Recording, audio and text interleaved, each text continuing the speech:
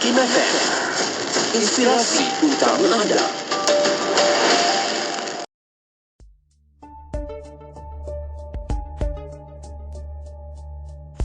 Ke kiri, segala catatan-catatan tersebut. Tulisan pertama padanya ialah bacalah catatanmu atau kitabu. Cukup dirimu sendiri dan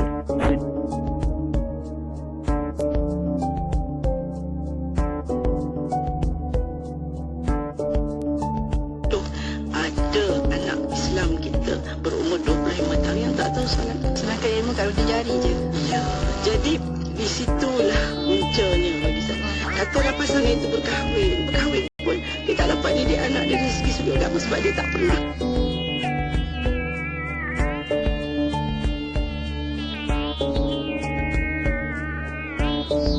perintah Allah,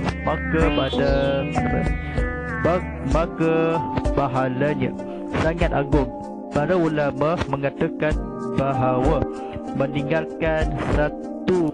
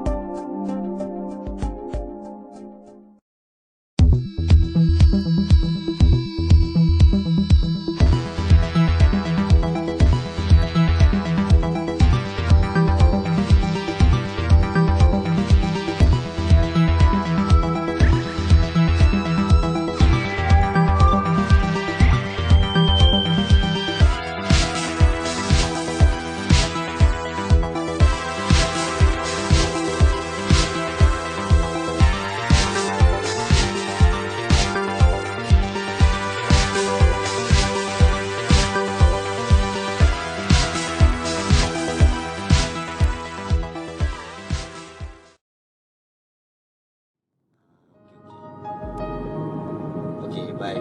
Assalamualaikum.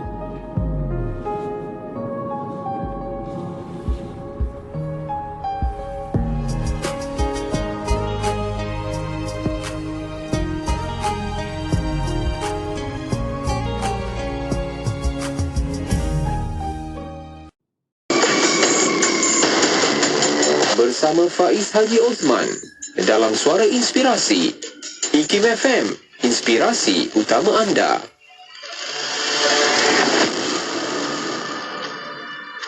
Ikuti kami di podcast Spotify IKIM FM.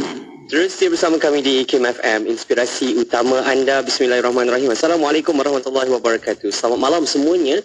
Seperti yang kita war-warkan, seperti biasa setiap hari Isnin 9 malam untuk kita bicara soal kekeluargaan. Banyak ilmu rumah tangga, ilmu keluarga. Mungkin kalau sebelum ni kita dah tahu banyak, tapi sebenarnya ini untuk kita ulang kaji, nak recall balik, nak refresh balik tentang ilmu-ilmu kekeluargaan, ilmu-ilmu rumah tangga. Dan insyaAllah kalau minggu lalu sempat kita wawancara bersama dengan yang berhormat Menteri Jabatan Perdana Menteri Ahli Agama YB Senator Datuk Seri Dr. Haji Muhammad Haji Mokhtar.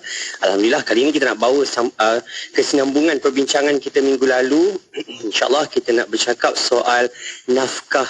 Dan bersama dengan kita dalam talian waktu ini yang bahagia Profesor Datuk Nur Azir Haji Muhammad Awal, Profesor Undang-Undang Keluarga Wanita dan Kanak-Kanak UKM, juga Pesuruhjaya Sohakam bersama dengan kita. Assalamualaikum Datuk. Waalaikumsalam warahmatullahi wabarakatuh. Sihat kita Alhamdulillah. Datuk masih lagi dalam siri keluar negara sempena dengan hari tu. UPR dah berlangsung, dah selesai dah UPR semua Alhamdulillah, UPR dah habis pada 25 bulan dan di 26 saya mengambil keputusan untuk menyambung cuti lah. Sekarang saya ada di Vienna lah. Alhamdulillah, selamat berehat lah Datuk. Dalam rehat-rehat pun sempat lagi kita nak wawancara hari ini. Dan pasti UPR tu banyaklah syur-syur negara-negara yang terlibat. yang akan kita balik dan kita nilai semula adakah ia sesuai dengan undang-undang negara, masyarakat setempat kita untuk kita laksanakan berkaitan dengan hak asasi manusia. InsyaAllah hari ini kita nak bercakap soal nafkah. Kalau minggu lalu YB Menteri ada kongsikan dengan kita, Datuk, berkaitan dengan soal nafkah ini masih ada pengabaian, masih ada yang culas. Adakah ianya ni tak tahulah memang sengaja ataupun terlupa atau macam mana, Datuk? Mungkin soal nafkah ni awal ni kita nak beri penerangan lah kepada sahabat-sahabat kita, terutamanya anak-anak muda yang mungkin cuti sekolah nanti. Banyaklah siri perkahwinan akan berlangsung, Datuk. Silakan. Bismillahirrahmanirrahim. Alhamdulillahirabbil alamin. Wassalatu wassalamu ala asyrafil anbiya'i wal mursalin sayyidina Muhammadin wa ala alihi washabbihi ajma'in. Assalamualaikum warahmatullahi wabarakatuh. Terima kasih Faiz, saya juga kepada semua pendengar dari hatilah. Ya, jadi sebenarnya isu nafkah ni, saya selalu kalau kita cakap nafkah je, kita balik kepada hadis Nabi SAW yang Rasulullah sebutkan, wahai orang muda, jika mampu kahwin, tak mampu puasa. Sebab puasa itu akan menjaga mata dan juga nafsu kita. Jadi bila sebut perkara itu yang Rasulullah sebut paling awal, maknanya perkahwinan itu datang dengan tanggungjawab. Bila ada tanggungjawab, ada orang yang ada hak tertentu. Hak itu apa dia? Hak isteri lah. Dari segi hukum, hak isteri untuk mendapat nafkah. Dan kalau kita nak lihat kepada nasnya dalam surah Al-Baqarah, ayat surah yang paling pertama, yang kedua dalam yang paling panjang surah, dan ayatnya ayat 233. Kewajipan itu jelas disebutkan, dan kewajipan ayah iaitu suami memberi makan dan pakai kepada para ibu iaitu isteri dengan cara makruf. Seseorang tidak dibebani melainkan menurut kadar kesanggupannya. Jadi kalau dah Quran yang sebut, maka tak bolehlah nak kata saya ke masa zaman Datuk Naim jadi ketua hakim, Datuk Naim ke yang paling pandai nak buat undang. Jadi dan kita ada nekmen dalam Kongres Islam di seluruh Malaysia. Seluruh Malaysia tu semua negeri ada nekmen dalam Kongres Islam. Dan dalam itu mengambil nas tersebut, dan dia dah kata bahawa dia kata kewajipan suami memberi makan dan pakaian kepada isteri. Sebab itu kita nanti bila cakap pasal nafkah anak, kita tahu nafkah anak tu datang daripada ayat ni juga. Walaupun dia sebut anak, kalau bagi makan maknya tahulah kena bagi makan anaknya jugalah.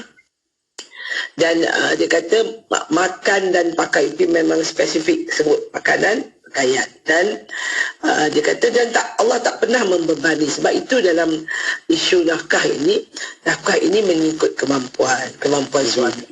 Tetapi tak bolehlah ia dijadikan sebagai alasan, saya tak mampu, senang je. Tapi yang pergi kahwin tu sebab apa? Nanti dah kahwin dapat pula anak bukannya 1-2, ramailah pula. Tu dia. Bukanlah kita nak mengata dari segi sebab dia ramai anak. Kita di Malaysia pun dalam kerajaan Madani ini memang ada banyak bantuan. Betul. Tetapi kita kena selesaikan tanggungjawab kita dulu. Sebab tanggungjawab itu wajib bagi suami memberi nafkah kepada isteri. Wajib tu maknanya apa? Buat dapat pahala, tak buat berdosa. Boleh tak orang mansuhkan, hilangkan dosa kita? Dia kata, tak apa, isteri saya redha. Wah, sedap dia cakap kan. Redha ke? Dan seorang wanita itu, itulah yang saya selalu juga sebut. Redanya ketika senang, ketika sayang. Bila hati dia sakit, ya Allah, ya Tuhanku, dia ungkit dari hujung rambut sampai hujung kaki. Wahai suami, ingatlah bahawa isteri itu kalau dia tak redha, berdosalah tuan-tuan kerana tidak membayar nafkah. Jadi nafkah yang paling utama, makan minum, tempat tinggal, memang sudah dinyatakan. Dan satu lagi ayat Al-Quran surah An-Nisa ayat 34. Kita selalu sebut bahawa suami mempunyai status yang lebih tinggi, lelaki lebih tinggi daripada perempuan dan sebagainya, ya. Tetapi kita tak sedar bahawa kelebihan yang Allah beri itu datang dengan tanggungjawab, banyak bebannya. Jadi dalam surah An-Nisa ayat 34, yang bermaksud kaum lelaki adalah pemimpin bagi kaum wanita, oleh kerana Allah telah melebihkan sebahagian mereka iaitu laki-laki atas sebahagian yang lain iaitu wanita, dan kerana mereka laki-laki telah menafkahkan sebahagian dari harta mereka. Sebut kat situ jelasnya. Jadi kawan pelindung atau pemimpin itu bukan sengaja-sengaja awak kena taat kat saya, pintu syurga awak ada dekat tapak kaki saya, habis tak bagi makan atau pukul tembang kerajang, habis nak taat macam mana? Jadi bila nafkah itu tidak diberikan, maka ayat ini perlu kita tengok semula. Dia bukannya lesen untuk buat sesuka hati kepada isteri, tetapi wahai kaum laki-laki adalah pemimpin kepada kaum perempuan. Dia wajib beri nafkah, dia wajib menyelesaikan perkara-perkara di bawah tanggungjawab dia. Jadi itu yang saya sebutkan, dan nafkah itu termasuklah dia ada 3 kategori. Satu, nafkah keseluruhan keluarga. Kemudiannya nanti kita boleh bincang lagi lah nafkah pribadi ataupun nafkah diri isteri itu, dan seterusnya kita juga melihat kepada nafkah batin. Okey. Itu antara perinciannya berkaitan dengan soal nafkah ini. Bagaimana dia datang bersama dengan kita sebut soal tanggungjawab suami itu besar dalam rumah tangga, datang dengan nafkah ini, dan isteri ada hak terhadap nafkah ini, dan pengabaian demi pengabaian terhadap nafkah. Tuntutan tu bukannya macam yang Datuk sebut tadi, bukan siapa-siapa reka, bukan kita letak termaktub dalam perlembagaan negara ke, enakmen undang-undang keluarga ke, tidak. Tapi ia dah jelas dah dalam Al-Quran bahawa Allah SWT pun dah suruh tentang pembayaran nafkah. Ada orang cakap dah bayar nafkah elok-elok, dah baik, dah cantik, teratur. Tapi nafkah dari segi diri isteri itu terutamanya tidak berlaku baik terhadap isteri, penderaan-penderaan terhadap emosi dan sebagainya. Itu pun pengabaian juga terhadap tanggungjawab. Kita cakap soal duit, tak apa, saya dah bagi 1,000, 2,000, cakap je. Tapi tak balik rumah, tapi malam lewat balik, hujung minggu tak ada masa dengan keluarga. Macam mana Datuk? Itu soal lain pula tu. Bukan. Sebenarnya nafkah kasih sayang itu adalah sebahagian daripada kewajipan nafkah. Orang nampak material je. Ya. Orang selalu sebut, saya dah bagi dia 2,000. Kat bank saya dekat dia. Macam tu. Kat bank saya kat dia. Dia boleh buat apa dia suka. Tetapi balik marah, pukul isteri. Tak boleh juga. Sebab nafkah itu sebahagiannya ialah adalah nafkah batin, nafkah kasih sayang.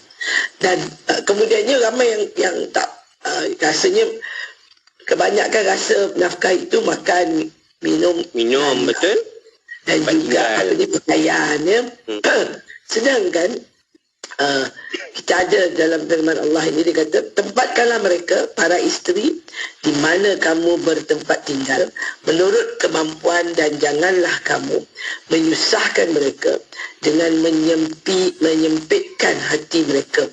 Dan jika mereka isteri-isteri yang sudah ditalak, ini bagi yang bercerai, itu sedang hamil, maka berikan mereka nafkahnya sehingga mereka bersalin.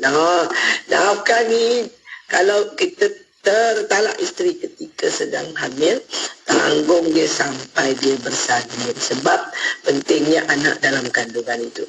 Ini dalam Al-Quran, bukan saya yang cipta-cipta.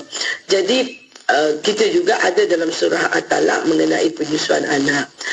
Kemudiannya, jika mereka menyusukan anak-anakmu untukmu, maka berilah mereka upahnya, dan musyawarahlah di antara kamu segala sesuatu yang baik. Dan jika kamu menemui kesulitan, maka perempuan lain boleh menyusukan anak itu untuknya. Ini daripada surah At-Talaq ayat 6. Jadi kalau kita bukan saja isteri, kita hari ini nak cakap pasal isteri dulu. Lepas tu nanti minggu depan kita sambung anak pula. Jadi dari segi itu, makan, minum, tempat tinggal, dan yang akhir itu kasih sayang dan nafkah. Dan Allah dah sebut dalam surah Ar-Rum, dan aku jadikan isteri kamu untuk kamu merasa tenang dan hidup berkasih sayang. tak kata pun hidup dalam susah-susah, kena duduk dekat rumah setinggan kat mana-mana, atau duduk kat tepi jalan, tak ada rumah dah. Jadi itu saya rasa perkara yang kadang-kadang kita terlepas pandang. Kalau zaman ini ada kesulitan waktu masa nak berkahwin, ya, hari ini ramai ibu bapa yang bantu anak-anak untuk berkahwin, untuk memudahkan. Sebab kita nak membina masjid ni bukan perkara yang kita ambil ringan. Jadi kita galakkan tak mahu dia hidup dalam maksiat. Okey, bantu. Tetapi bantuan itu kita kena tengok juga, tanya anak kita, anak laki-laki terutama. Nak bagi makan apa? Bagus tak sekarang ni, macam mana, sanggup tak nak menanggung nafkah isteri. Nanti dah dapat anak tak kalah nenek jugalah pergi beli susu. Tu masalah lah tu. Atuk kadang-kadang tak sampai hati. Atuk dengan nenek memang kalau dengan anak dia tak berapa. Anak lapar tak apa, cucu jangan. Cucu jangan. Bila sampai bab cucu je, nenek akan bergodok bergadai. Jadi itu kadang-kadang kita salah sikit kita lah juga. Kadang-kadang kita kata orang tutur memanjakan anak ini. Tapi dalam hati kita nak yang terbaik untuk anak-anak dan cucu-cucu kita. Jadi di sinilah anak mesti tahu tanggungjawab dia. Dan akhirnya anak itu anak laki-laki juga. Dia ada kewajipan juga menanggung ibu bapa dan ibu bapa mertua. Jadi tanggungan nafkah ini panjang lebar lah ceritanya kan. Dia besar. Besar. Jadi kita fokus kepada nafkah isteri. Dan itu adalah satu kewajipan. Aku terima nikahnya dengan segala-galanya. Kalau isteri itu memang datang daripada keluarga yang agak berada, makan minumnya mahal-mahal belaka. Jadi suami kena ambil kira perkara itu. Betul, dia kata saya gaji kecil je, tak mampulah saya nak pergi makan dekat restoran seminggu sekali. Kita boleh masak kat rumah. Alhamdulillah, asalkan ada benda nak makan, kena beli makanan, minuman, barang-barang keperluan itu, isteri boleh masak. Itu pun, dan kalau isteri itu, kalau kita tengok bab nafkah ni, jika isteri ni dibesarkan dalam keluarga dia, memang ada orang gaji, tak pernah angkat satu biji pinggan pun, tak pernah. Ada kewajipan suami mengadakan orang gaji untuk isteri. Jadi sebab Surah Ar-Rum tu kata, untuk kamu hidup bersuka-suka dan bersenang dengan suami kamu. Jadi tak ada tanggungjawab dia nak masak, basuh tu sebenarnya datang dari keikhlasan seorang isteri menjalankan tanggungjawab dia untuk melayan suami. Jadi kalau dia masak, dia dapat pahala. Sebab itu jariah dia kepada keluarga. Kalau dia menjaga anak dengan baik, dia dapat pahala yang sangat banyak. Tapi suami masih tetap bertanggungjawab terhadap nafkah isteri dan anak-anak. Itu perkongsiannya. Janganlah culas tentang soal nafkah ini. Dia bukan sekadar materialnya, tapi lebih dari itu penjagaan diri isteri, kan, kebajikan isteri. Ni kita baru cakap soal isteri. Tadi Dato' Azhar kongsikan tadi, anak ada lagi, keluarga, ibu dan ibu ayah mertua pun ada juga perkongsian dalam soal nafkah ini. Tu kita sembang minggu depan lah. Tapi kalau anda ada sebarang soalan, silakan kongsikan di 0362051500 ataupun di ruang Facebook kita. Kita bersama secara langsung waktu ini untuk kita bawakan persoalan-persoalan anda. Kalau tak sempat ini, kita insyaAllah kita raikan minggu hadapan untuk perkongsian kita. Datuk, kita nak berehat sekejap. Selepas ini kita nak menyentuh sedikit. YB Menteri panas lagi baru buat kenyataan yang mana jangan biar perintah nafkah mahkamah syariah tinggal atas kertas saja. Ni macam mana soalnya hari ni? Adakah memang orang pandang sepi je, terutamanya bila sebut tentang undang-undang jenayah syariah ini, adakah orang tak ambil serius, orang macam tak apalah, nantilah. InsyaAllah kembali selepas ini dalam perkongsian dari hati. Jadi anda jangan ke mana-mana, terus setia bersama kami di IKIM FM, inspirasi utama anda.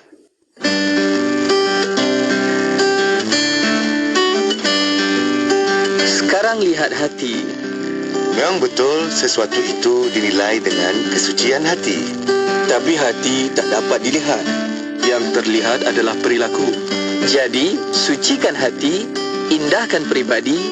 Daripada kami, Nausihat.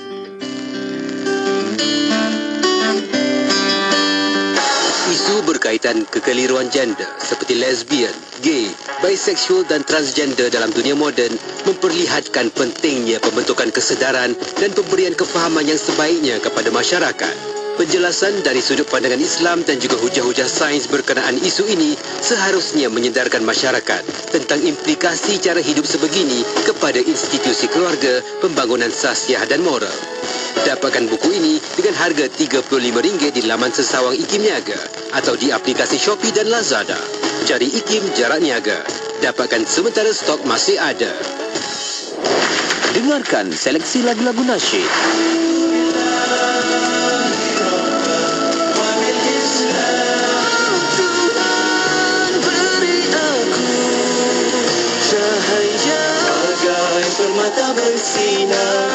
Hanya di IKIM FM, inspirasi utama anda. Alhamdulillah, terima kasih untuk anda yang terus setia bersama-sama kami di IKIM FM, inspirasi utama anda. Bicara perkongsian dari hati kita tentang soal nafkah antara hak dan tanggungjawab. Kita masih lagi bersama dengan yang bahagia Profesor Dato' Nur Aziz Haji Muhammad Awal, Profesor Undang-Undang Keluarga, Wanita dan Kanak-Kanak UKM, juga Pesuruhjaya Suhakam. Tadi kita dah bicara tentang nafkah. Ada orang melihat nafkah ini hanya keuangan. Keuangan itu penting, zaman sekarang ni tak perlu dinafikan, memang soal belanja itu penting. Buka pintu rumah keluar je, ada banyaklah perbelanjaan yang perlu kita ambil kira. Nak naik kereta, bayar tol. Pergi kedai makan susah nak dapat bawah RM50 sekarang kalau makan kat luar. Jadi itulah perkara-perkara yang ada kos-kos yang perlu diambil kira. Itu juga nafkah, dan dalam masa yang sama bagaimana isteri dan juga anak-anak duduk dalam rumah dalam keadaan selamat, mereka rasa tenteram, mereka tak rasa satu ancaman pula ada dekat rumah kan, dengan perkataan-perkataan kita. Jadi itu pun satu nafkah untuk anak-anak dan juga ahli keluarga kita. Ada satu pernyataan daripada YB Menteri Datuk menyebut tentang jangan biar perintah nafkah mahkamah syariah tinggal atas kertas saja. Ni soal apa pula? Ni kira macam panas jugalah ni sebenarnya.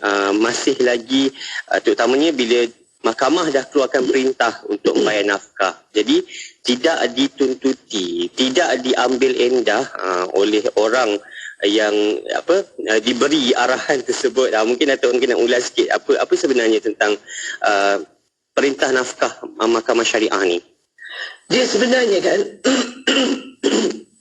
tak mahu suara pun dah serak-serak. Sejuk.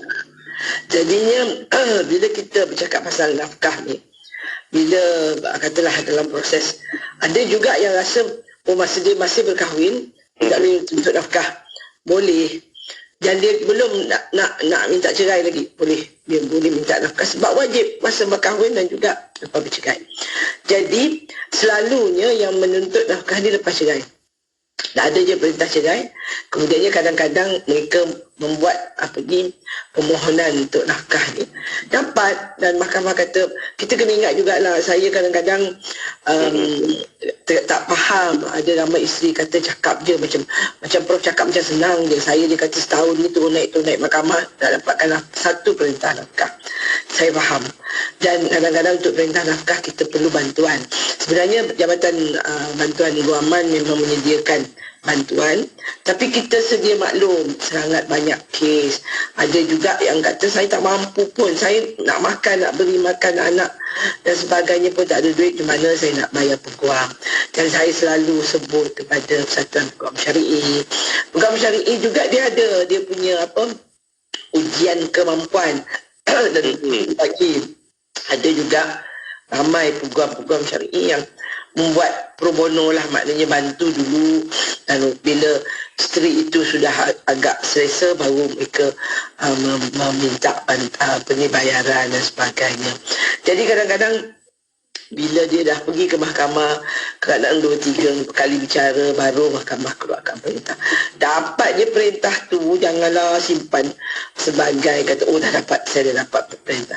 Pergi terus minta bahawa bulan ni awak dah start kena bayar. Kalaulah perintah itu menyebut bahawa dia bukan saja kena bayar perintah semasa, tapi perintah ke belakang. Yang ini kadang-kadang ada hutang 14,000, hutang 10,000, dan sebenarnya kerajaan dah tubuhkan bahagian sokongan keluarga yang disebut itu sejak 2008. Saya ada jawatan kuasa teknikal bahagian sokongan keluarga sehingga hari ini, dan kita ada banyaklah progresnya daripada tahun 2008 sampai hari ini. Dan bagi kita yang paling penting ialah isteri itu kena tahu bahawa dia ada bahagian sokongan keluarga. Sekarang dia diletakkan di kebanyakan mahkamah syariah ada satu section kita boleh tanya mana bahagian sokongan keluarga. Pergi kat kaunter tu kata saya nak pergi bahagian sokongan keluarga. Pergi kat situ tunjukkan saya dah dapat dah perintah ni macam mana nak buat. Ataupun memang tak mampu nak mengambil peguam, minta bantuan pegawai di situ. Macam mana kita nak mulakan tuntutan ini? Sebab daripada dah berapa bulan suami tak bagi nafkah, dan kadang-kadang mereka tu bercerai pun dah setahun setengah duduk berasingan. Isterilah yang membiayai anak-anak dan diri dia. Suami tu hilang entah ke mana. Yang ni yang susah sangat, dan kita sangat bersimpati. Dan bila nak tuntut, dia kata yang semasa pun tak bayar, nak tuntut ke belakang lagi lah susah, lambatlah lagi. Kadang-kadang kita bila lihat mahkamah beri penghakiman, mahkamah pula mengambil kira kemampuan suami tu. Dia kadang-kadang dah kahwin baru, dia kadang-kadang kata saya dah berhenti kerja dan sebagainya, saya baru nak dapat kerja baru, berbagai alasan. Ini yang juga masalah. Kalaulah para suami tahu betapa susahnya kehidupan isteri dan anak-anak. Kalau isteri bekerja, adalah sikit keringanannya. Tetapi saya pernah melihat slip gaji seorang isteri. Gaji memang cantik, 4,000 sebulan. Tetapi potong rumah, sebab dia yang beli rumah atas nama dia potong. Lepas tu beli pula semua lagi, beli kereta sebab dia pun nak pergi kerja, perlu kereta, potong nama dia. Akhirnya dalam slip gaji tu, saya tak tahu macam mana dia boleh membuat pinjaman sampai bersihnya gaji hanya tinggal 1,000. Kalau gaji 1,000 dengan yang bersihnya, itulah yang nak bagi makanan anak sekolah. Kita jangkakan masa mereka berkahwin tadi tu, suamilah beli barang dapur dan sebagainya. Jadi isteri dengan gaji 4,000 tu ringanlah beban dia setakat bayar rumah, dan suami kemudian bayar balik kepada dia. Biasanya katalah suami bagi pada isteri setiap bulan RM4,000 juga. Sebab anak ada 3, katalah saya bagi contoh anak ada 3. Anak 3, dia kata ni hari RM4,000. RM4,000 ni dia kata awak bayar dah duit rumah, sebab rumah yang kita duduk ni awak potong, awak yang ambil pinjaman. Sebab isteri kadang-kadang kerja kerajaan, dia lebih senang dapat pinjaman tu daripada suami yang mungkin tak kerja kat swasta dan sebagainya. Jadi dia bagi tu, masa tu okeylah RM4,000. So RM4,000 cuma RM4,000, okeylah, isteri lega lah. Tapi bila RM4,000 yang daripada suami tu tidak datang langsung, isteri berpeluh-peluh jugalah nak menyelesaikan isu basic makan minum anak di sekolah, tambangnya dan juga duit belanja sekolah. Dan ini saya rasa banyak berlaku. Saya pernah tengok gaji tu tinggal 1,000. Kalau yang pekerja-pekerja sokongan gaji 2,500 sebulan, tinggal 500. Allahi. Jadi kita kadang-kadang kata, ya Allah, nak makan macam mana? Sebab saya di UKM jadi pengurusi jawatan kuasa Biro Kebajikan dan Keuangan Pelajar. Jadi ada masanya untuk wanita, persatuan wanita. Kami memang setiap tahun bila buka je universiti, pelajar baru masuk, kita bagikan orang, kita war-warkan siapa nak minta bantuan one off. Kita bagi 500 bulan setahun tu. Pelajar yang memang masuk universiti memang akan mohon. Kadang-kadang kita kata minimum gaji pendapatan ibu bapa 3,000. Jadi di situlah dia yang lebih pun minta juga. Kadang-kadang kita tengok kat nota kat bawah, sebab ada ibu je. Lepas tu kita fikir, dia mungkin tak nak sebut. Ibulah yang menanggung. Itulah pendapatan ibu. Ayah tak ada. Sama ada ayah dah meninggal atau pasangan sudah bercerai dan ayah tidak memberi nafkah. Dan kita rasa ngeri tengok slip gaji tu. Macam mana dia membesarkan anak 5-6 orang dengan lebihan wang gaji bersihnya 1,000 atau RM500. Jadi ini saya rasa perkara yang bila dah dapat je perintah tu, pergi kat bahagian sokongan keluarga, macam mana saya nak paksa suami saya bayar. Ikan setiap bulan tu masuk dalam akaun saya. Itu perkara pertama. Jangan simpan perintah nafkah ini. Masuknya bulan kedua dia tak bayar, kita minta perintah pelaksanaan. Dan kita kena ingat bahawa seorang suami yang sudah diperintahkan oleh mahkamah membayar nafkah, tak bayar, kita boleh ambil perintah menghina mahkamah. Dan kita semua kena ingat perintah menghina mahkamah ni ialah 1 bulan tak bayar nafkah, 1 bulan penjara. Macam tu. Tetapi ramai isteri dia kata, saya tak nak suami saya duduk penjara, saya nak duit nak bagi makan anak. Kita pun jadi dilema lah ya. Betul juga. Dan suami ni, ya Allah, kerasnya lah hati.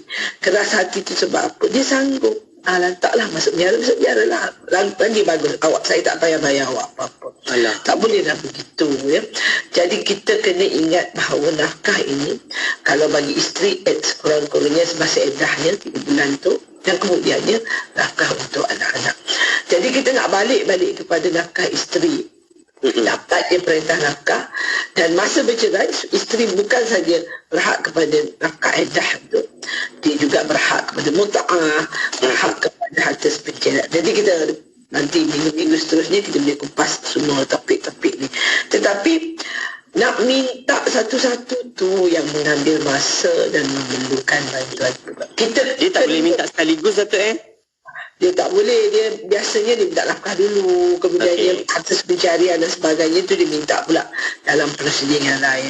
Jadi itu bagi saya tidak memudahkan bagi isteri, dan dia nak kena teruskan kehidupan dia dengan anak-anak.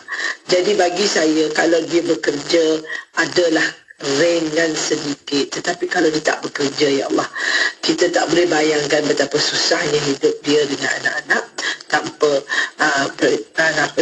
tanpa suami membayar nafkah tersebut.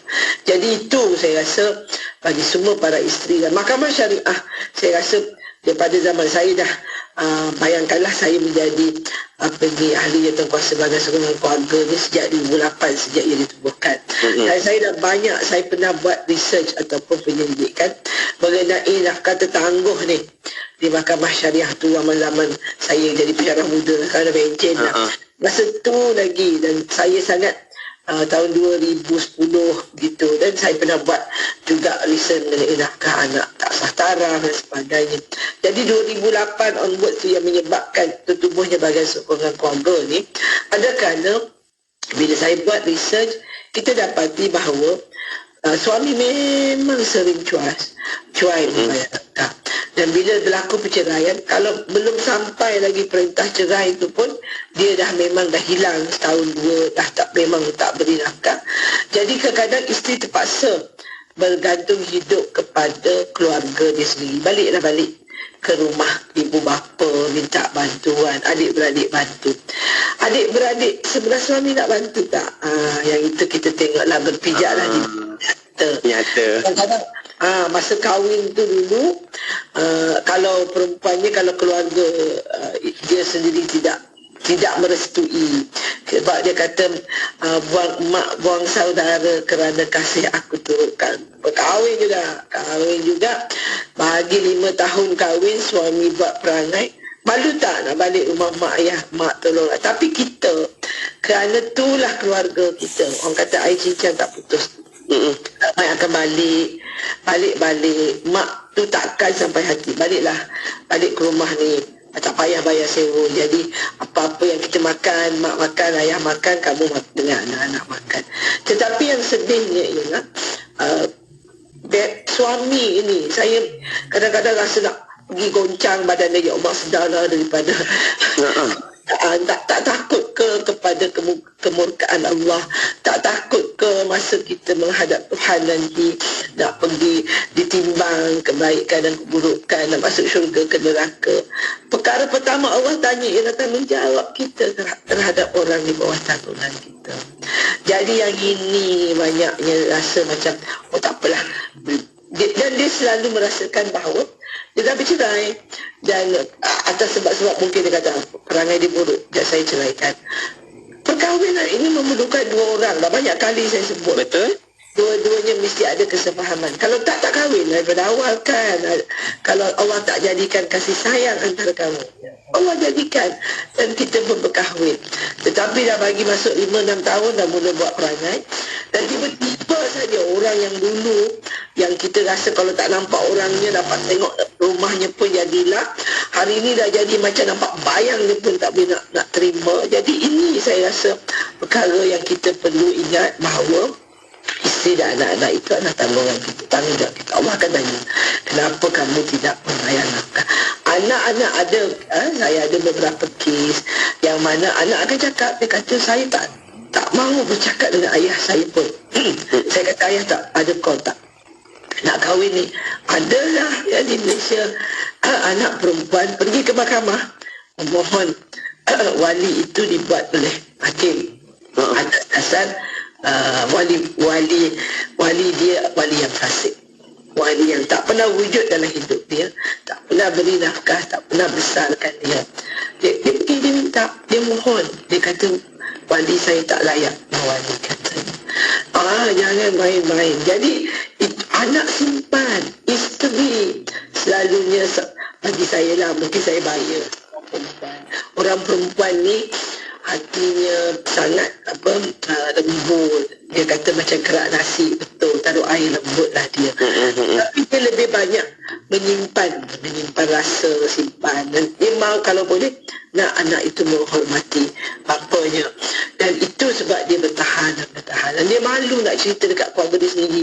Perkahwinan dia tak seperti yang dia impikan. Suami ni bukanlah macam yang dia rasa masa dia kenal dulu, seorang yang bertanggungjawab. Rupanya tak bertanggungjawab, tak beri nafkah. Dia juga lah yang menanggung segala-galanya. Jadi kita haraplah bila kita cakap pasal nafkah ni, suami kena tahu aku terima nikahnya sipulan binti sipulan dengan mas kahwinnya yang sedemikian, maka bermulalah tanggungjawab menyediakan nafkah untuk isteri. Dan nafkah itu saya sebut tadi, makan, minumnya, pakainya, tempat tinggalnya, kasih sayangnya. Dan dari segi peribadinya, isteri ini, pakaian dia, kita kat Malaysia satu musim dia panas sepanjang tahun, tapi ada juga dari saya selalu mintalah raya haji satu, raya puasa satu. Tapi bukan pakaiannya saja, semuanya daripada A sampai Z, tudungnya, mandiannya, pakaian dan barang-barang perubatan, kalau dia memerlukan bantuan perubatan dan sebagainya, adalah tanggungjawab suami. Dan akhirnya juga baru kita sampai ke bab kasih sayang. Hidup mesti ada nafkah batinnya itu, dan itu wajib suami. Dan suami perlu memastikan bahawa kalau dia nak membuat perancangan keluarga dan sebagainya, dia kena tanya isteri sebenarnya, bukan kita isteri yang tanya suami. Sama-sama, kerana nikmat hidup berkahwin itu adalah nikmat nafkah batin itu perlu dipersetujui oleh isteri juga. Itu berkaitan dengan perincian nafkah tadi. Kalau dah ada tuntutan, dah ada perintah mahkamah tu, macam Datuk sebut, jangan tangguh, jangan tunggu. Kalau culas lagi, kalau cuai lagi, boleh minta pula apa orang kata tuntutan perintah pelaksanaan pula. Bagaimana nak melaksanakan tuntutan-tuntutan nafkah tu. Banyak sebenarnya soal nafkah ini kita buat dari hati ni lama dah, Datuk, tapi tak pernah selesai pun. Sebab dia masih lagi dia antara isu dua individu, isu manusia. Dia memang selagi ada manusia, selagi ada bicara ini, kita akan bawakan. Tak apa, jangan bimbang. Kita masih lagi akan bercakap sebab ini adalah peranan kita bersama untuk beri pendidikan, untuk beri pengetahuan kepada semua. Ini adalah soal tanggungjawab kita bersama. Datuk, kita berehat sekali lagi. Cuma selepas ni ada satu artikel lah sempat kita kongsikan tentang suami abai nafkah sebab isteri ni kerja kerajaan. Ada kaitan tak tu? Macam mana tu? Kembali selepas ini dalam Bicara Dari Hati. Anda kalau ada soalan, singgah-singgah terus kongsikan bersama kami dekat Facebook, dekat YouTube. Nanti kita kongsikan, kita jawab persoalan anda. Pastinya di IKIM FM, inspirasi utama anda. Hiburan mendidik jiwa. Sebelum tiba indah, sedih sebelum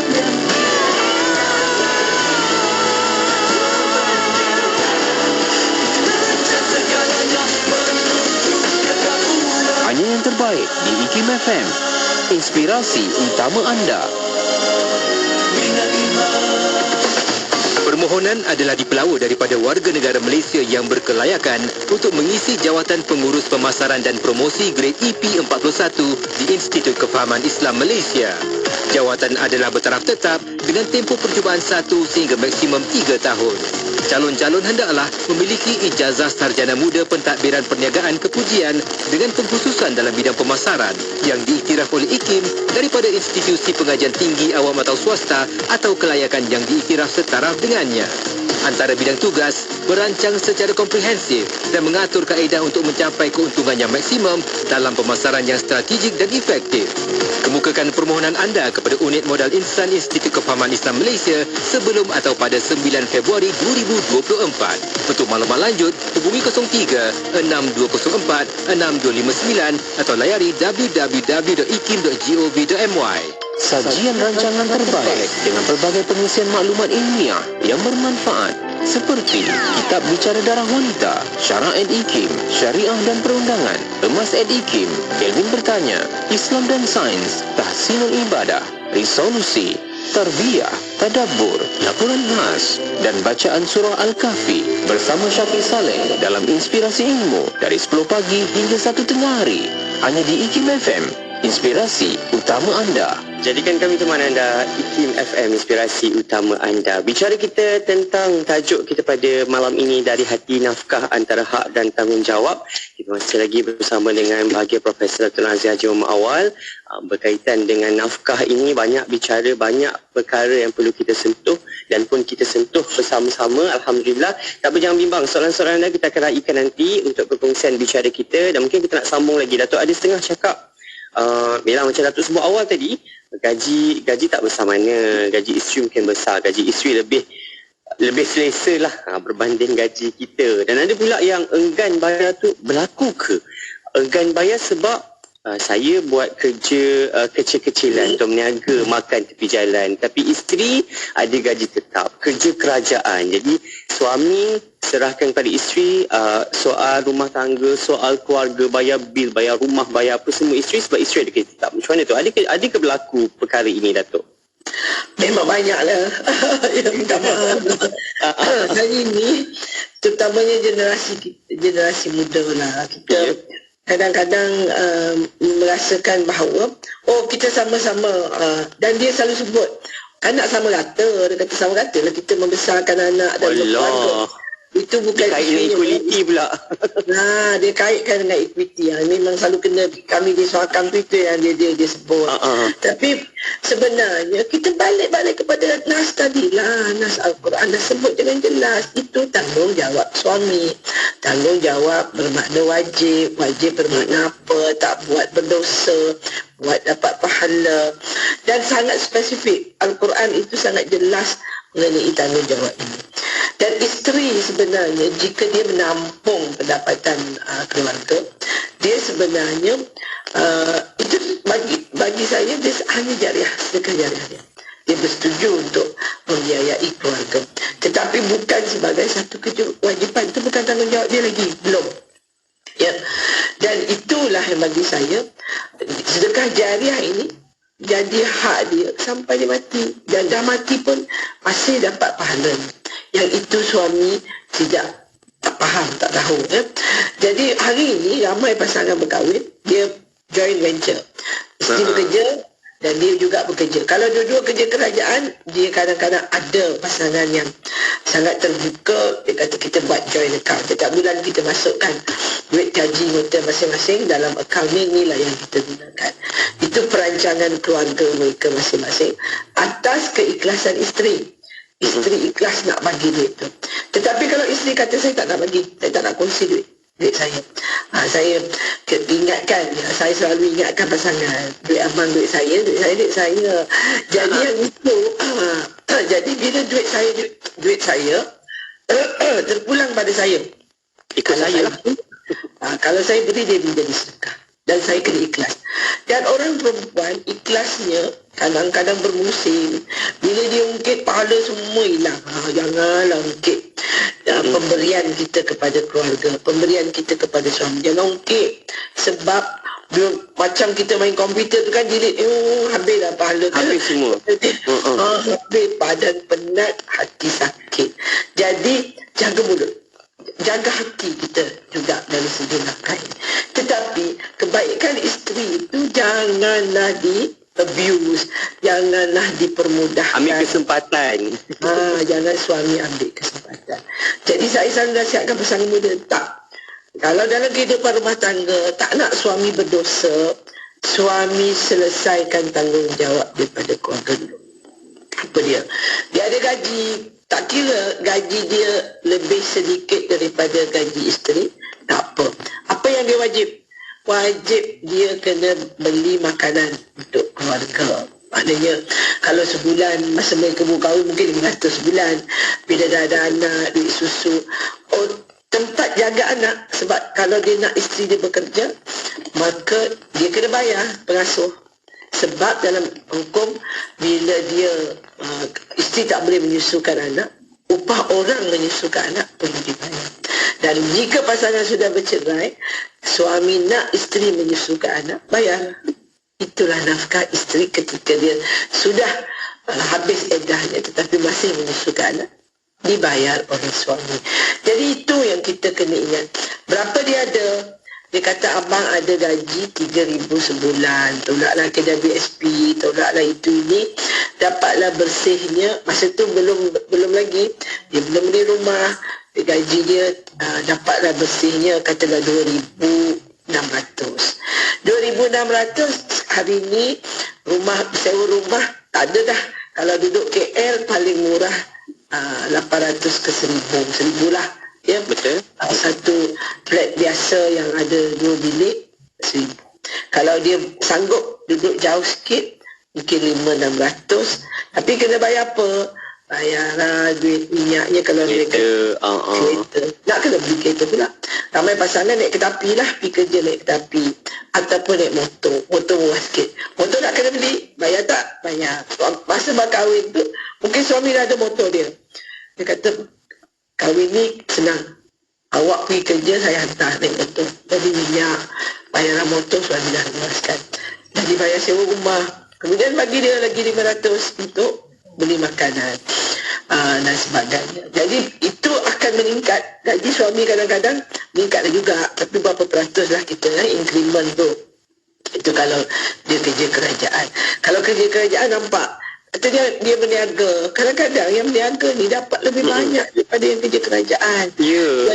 Ya, jadi dia kerja swasta.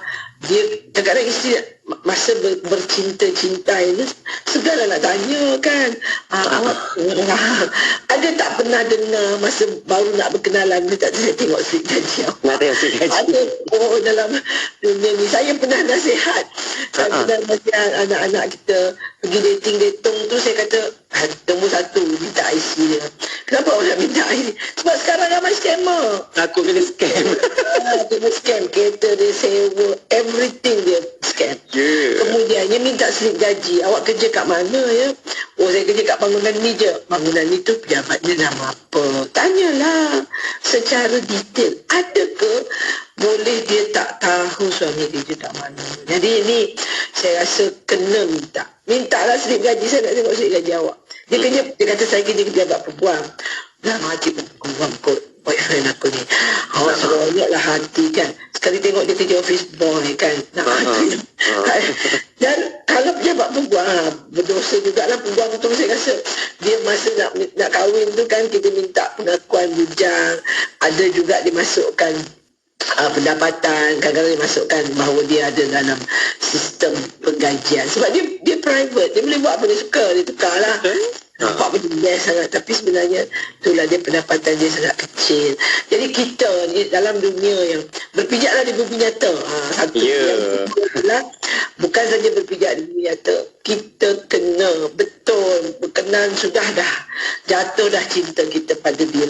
Tapi kita kena mintalah IC, mintalah slip gaji tu sebelum berkahwin. Jangan terlambat.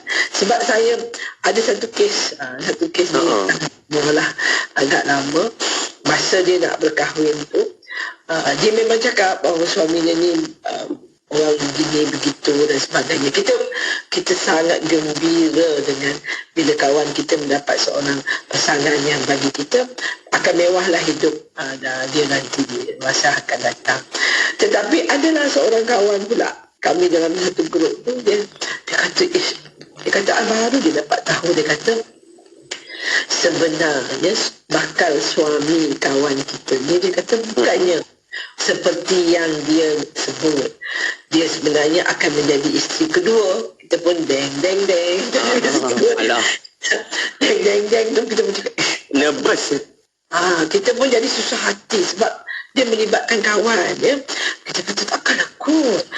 Dia kata kalau tak betul kita investigate lagi. Ini tahun 80-an ya. Mana Pun dah ada macam tu. tak ada handphone. Facebook ke.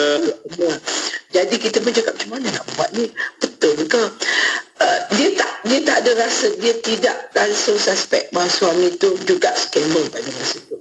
Dan rupanya bila seorang kawan kami ni berusaha pergi cari maklumat yang lebih banyak. Tetapi menjelang kita nak bagi tahu dekat dia tu, dia dah tetapkan majlis akad nikahnya bila, majlis kendurinya bila. Dan kita pergi menghadap kawan ni, pergi 2-3 orang cakap kami ni bukannya, we are very happy for you, but kita rasa you kena fikir betul ke tidak suami ni orang yang you katakan tu. Bila kita bagi semua fakta tu, dia nangis. Dia kata korang ni dengki dekat aku. Itu sekali sampai putus hubungan kita. Jadi kita kata bukan, kita baru saja dapat tahu. Kita tak ada niat apa-apa pun. Dia kata dia tak akan batalkan perkahwinan. Mereka berkahwin. Tapi bila berkahwin, kita kesian. Kehidupannya sangat malam. Dia dikawal oleh suami kemudian yang mengambil pinjaman tertentu. Minta dia lah sebab isteri kerja kerajaan. Isteri ni gaji besar. Isteri lah yang ambil semua loan.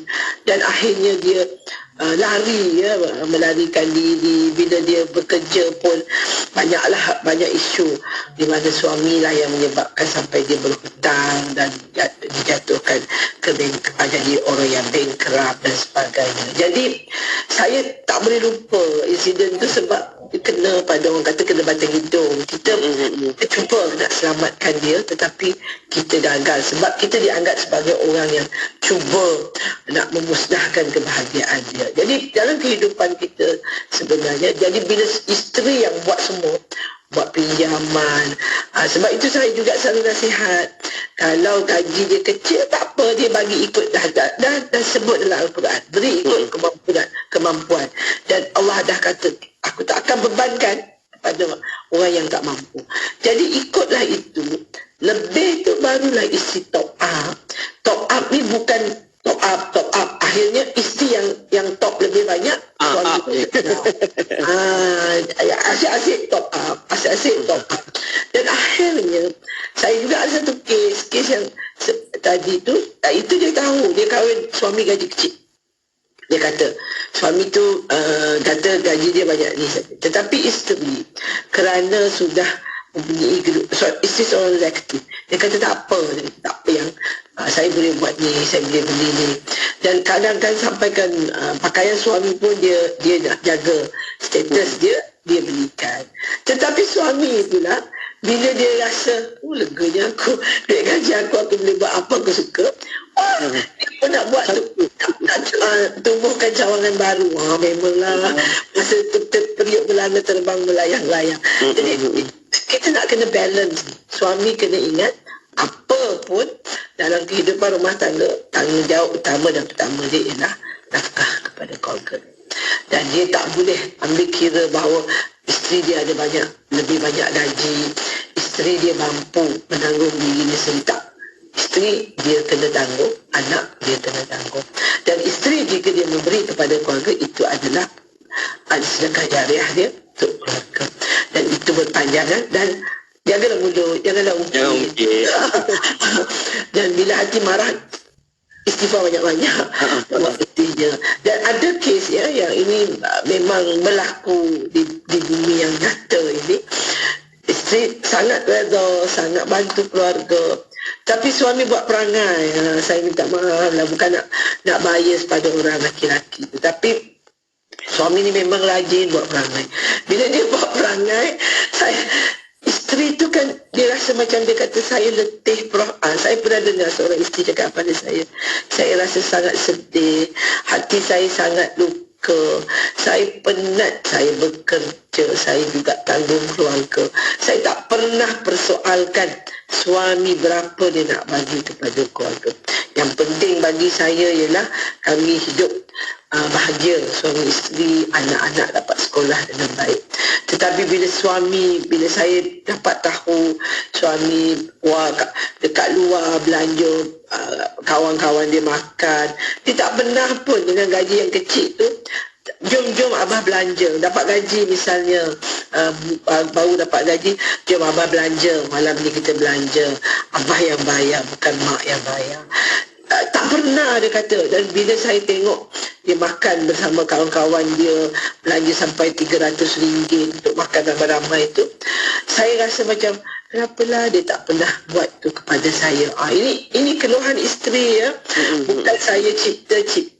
Lepas tu yang satu lagi ialah mengenai isu hadiah di isteri ke hari ulang hari anniversary perkahwinan.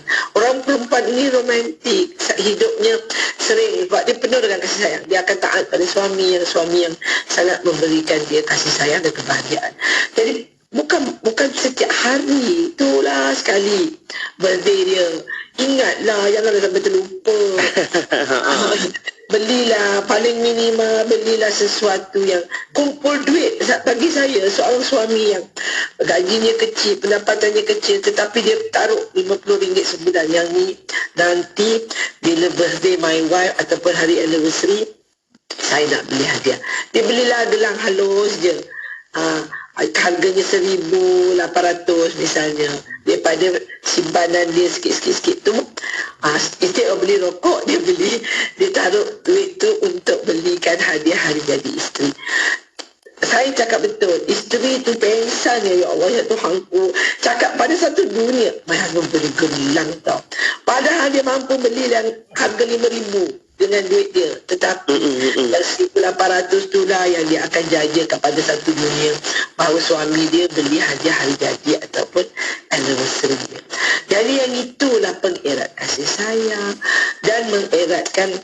Dan suami selesai, isu nafkah selesai, isu nafkah batin dan kasih sayang selesai. Yang itulah yang membawa mawaddah warahmah dalam sebuah rumah tangga. Alhamdulillah, terima kasih Datuk untuk perkongsian hari ini. Banyak dah kita belajar sebenarnya soal nafkah ini, bagaimana. Tapi saya suka apa yang Datuk sebut tadi, apa-apa pun berpijaklah di bumi nyata hari ini dalam suasana dan realiti hidup semasa hari ini. Banyak perkara yang perlu kita belajar sama-sama. Datuk, terima kasih banyak untuk kesempatan waktu dalam cuti-cuti sempat berkongsi ilmu bersama-sama kita. Soal nafkah ni banyak lagi, nafkah anak-anak pula kita nak sambung minggu hadapan, insyaAllah ada kesempatan kita jumpa lagi Datuk. Datuk, selamat beristirahat, selamat jalan-jalan kita insyaAllah. Jumpa lagi Datuk. Assalamualaikum. Waalaikumsalam warahmatullahi wabarakatuh.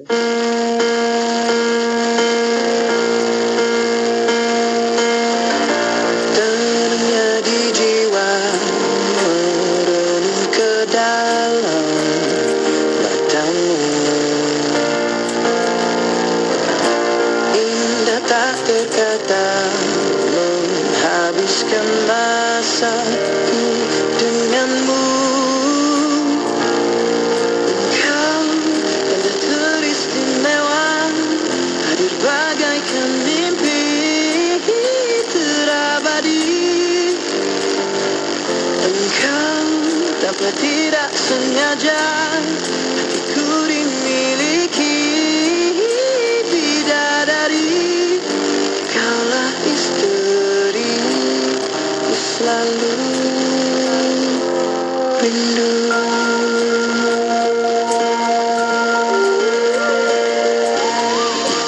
Tenangnya di jiwa, merenung ke dalam matamu.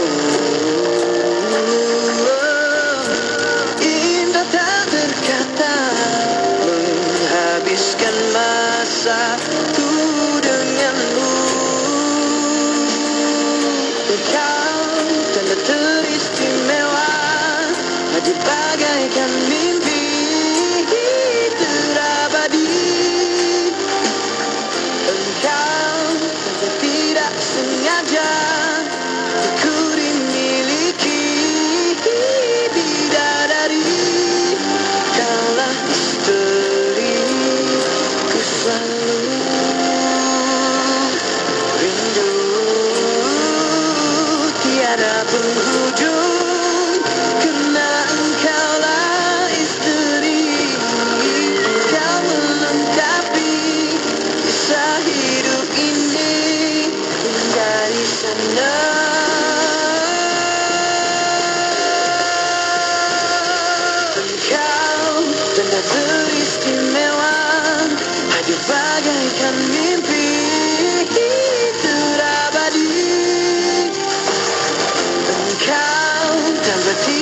sengaja